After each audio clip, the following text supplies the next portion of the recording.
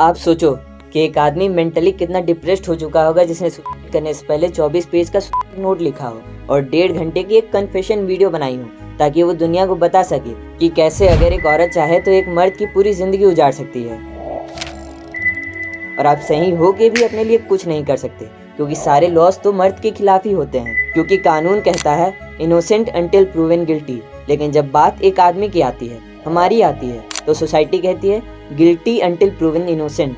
क्योंकि हमारे सोसाइटी में तो शुरू से ही हमारे दिमाग में ये बात डाली गई है कि मर्द लाचार हो ही नहीं सकता और हमेशा विक्टिम एक औरत ही होती है। Only female can be a victim.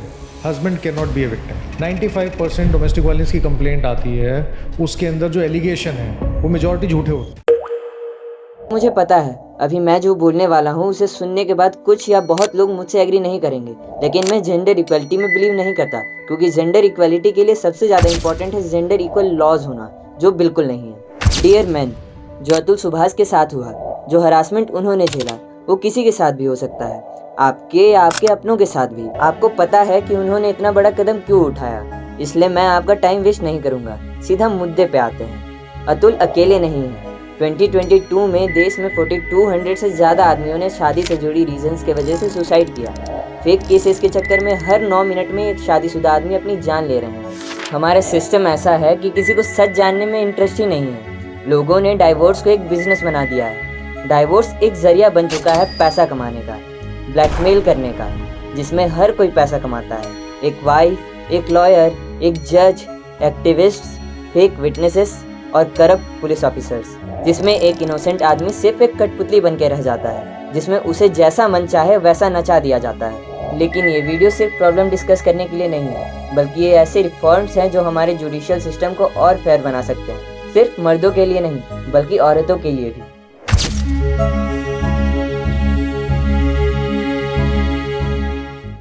सभी टॉक्सिक सिचुएशंस को प्रीनप के थ्रू अवॉइड किया जा सकता है।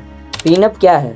प्रीनप का मतलब है प्रीनप्टियल कॉन्ट्रैक्ट, जो शादी से पहले दोनों पार्टनर्स के राइट्स और रिस्पॉन्सिबिलिटीज डिफाइन करता है। मतलब शादी से पहले ही प्रॉपरली नेगोशिएट कर लेना और फाइनेंसेस क्लियर कर लेना। ये सिर्फ हस्बैंड के लिए नहीं बल्कि वाइफ के लिए भी एक प्रोटेक्टिव मेजर है, ताकि बाद में लिटिगेशन प्रोसेस ईजी हो। अगर फ्यूचर में आपका किसी रीज़न से डाइवोर्स हो जाता है तो वाइफ के क्या राइट्स हैं, कितने राइट्स हैं, और हस्बैंड्स के भी क्या राइट्स हैं और कितने राइट्स हैं, ये सब क्लियर हो जाता है। इससे ये फ़ायदा होता है कि शादी से पहले ही पूरी ट्रांसपेरेंसी मेंटेन होती है।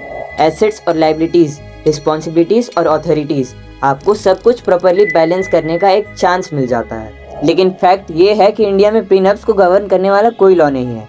आज भी हम सत्यों का कंसेप्ट लेकर बैठ गए हैं कि पति और पत्नी का 7 जन्मों का रिश्ता होता है। कोर्ट्स में होता ये है कि प्रीनप्स को ऑफन कोई लीगल बैकिंग मिलती ही नहीं है। मतलब इंडिया में प्रीनप्स हो के भी ना होने जैसा है। इसी वजह से प्रीनप्स कभी होते ही नहीं है। इंडिया में प्रीनप्स इलीगल है लेकिन एलिमनी लीगल है। इसलिए कहते हैं कानून सच में अंधा होता है, जो गलत है। ऐसा नहीं होना चाहिए। प्रीनप्स का इलीगल होना बहुत गलत है। पटियाला हाउस कोर्ट के जज हरीश कुमार ने कहा है कि प्रीनप एग्रीमेंट्स को कंपलसरी बनाने का टाइम आ गया है। दिल्ली कोर्ट ने भी एडमिट किया है कि प्रीनप्स की वजह से बाद के मेंटल क्रूएलिटी को अवॉइड किया जा सकता है। कोर्ट का टाइम भी सेव हो सकता है।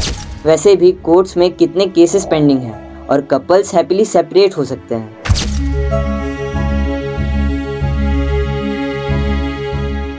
जेंडर इक्वल लॉस का होना बहुत ज़रूरी है। आज के टाइम पे इंडिया के लॉस जेंडर न्यूट्रल बिल्कुल नहीं है। इसे समझने के लिए हम इंडियन पिनल कोड और इंडियन क्रिमिनल कोड में रेप के डेफिनेशन को देखते हैं, जिसमें ये साफ साफ लिखा हुआ है कि सिर्फ एक आदमी ही दोषी हो सकता है और विक्टिम एक औरत ही होती है, जो कि बिल्कुल गलत है क्योंकि यहाँ अडल्ट मेल विक्टिम्स के लिए कोई प्रोविजन नहीं है, जिसका बस यही मतलब है कि इंसाफ बस औरतों के लिए है, मर्दों के लिए नहीं। हमारे लॉज हमेशा आदमी को दोषी और औरत को विक्टिम मानते हैं। ये कैसा इंसाफ है? और हमारा लॉ ये भी कहता है कि सिर्फ पति और उसके रिश्तेदार ही पत्नी के ऊपर अत्याचार कर सकते हैं। ये एक नॉन बेलेबल कॉग्निशेबल ऑफेंस है, जिसमें पति और उसके परिवार को 3 साल या उससे ज्यादा की जेल हो सकती है। और फैक्ट ये है कि सुप्रीम कोर्ट ने भी इस लॉ के मिसयूज होने की कंसर्न दिखाई है। इसका मतलब कुछ वुमेन्स अपने पति से गुस्सा होकर उन्हें जेल भेजने के लिए इस लॉ का मिसयूज करती है। और शादी से पहले की बात करें, अगर एक कपल शादी से पहले रिलेशनशिप में है और इंटीमेट होते हैं और अगर किसी वजह से शादी नहीं होती तो लड़की लड़के पर केस कर सकती है कि उनसे फॉल्स प्रॉमिस ऑफ मैरिज किया गया है।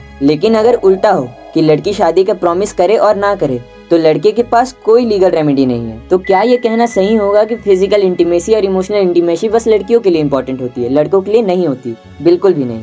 और वर्बली अब्यूज की बात करें तो कोई किसी को अब्यूज ना करे ये जरूरी है, लेकिन अगर एक लड़का लड़की को अब्यूज करे तो उसे सजा जरूर मिलेगी। लेकिन अगर एक लड़की एक लड़के को अब्यूज करे तो कुछ फर्क नहीं पड़ने वाला, क्योंकि इसके अगेंस्ट कुछ लॉ बने ही नहीं है। तो इंसाफ कैसे मिलेगा? औरतों और लड़कियों के इमोशनल अब्यूज के लिए प्रोविजंस हैं, लेकिन लड़कों के लिए कुछ नहीं। जैसे लड़कों के अंदर इमोशंस ही ना हो, लड़की सिर्फ मशीन्स या एटीएम है।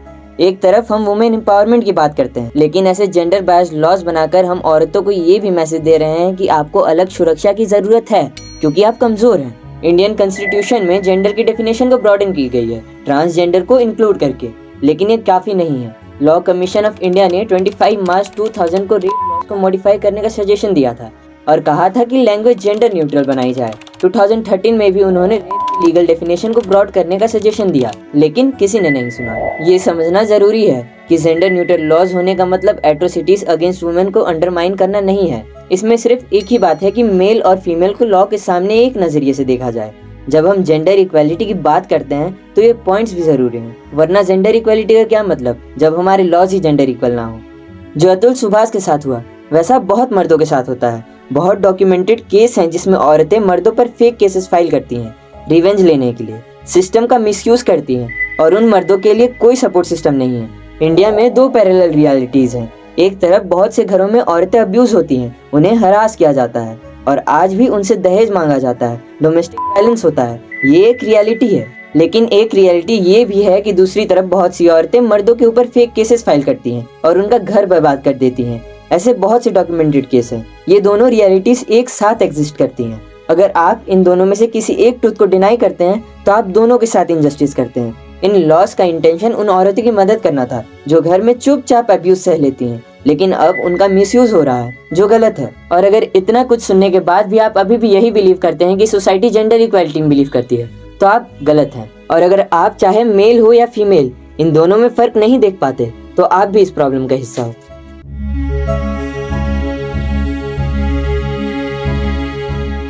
False allegations are punished. Court कहती है कि झूठी गवाही देना एक क्राइम है, लेकिन फिर भी फेक केसेस एग्जिस्ट करती हैं। लोग फेक एलिगेशंस में फंस जाते हैं और कितने लोगों के करियर्स इस वजह से खत्म हो गए हैं।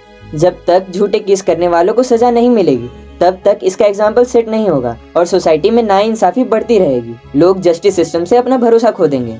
आज के टाइम में इंडिया में एक भी मेंस राइट ट्राइब्यूनल नहीं है जहां ऐसे केसेस का रीड्रेसल हो सके। जो लोग कोर्ट तक जाने या अच्छे लॉयर हायर करने के पैसे नहीं रखते या जिनके पास रिसोर्सेज नहीं है, उनका क्या? अतुल को भी अपनी नौकरी 40 बार छोड़कर दूसरे शहर कोर्ट जाना पड़ा। उसकी फैमिली को भी हरासमेंट के एक्यूजेशंस में घसीट लिया गया। आज सोसाइटी में चेंज की जरूरत है, वरना कुछ नहीं हो सकता।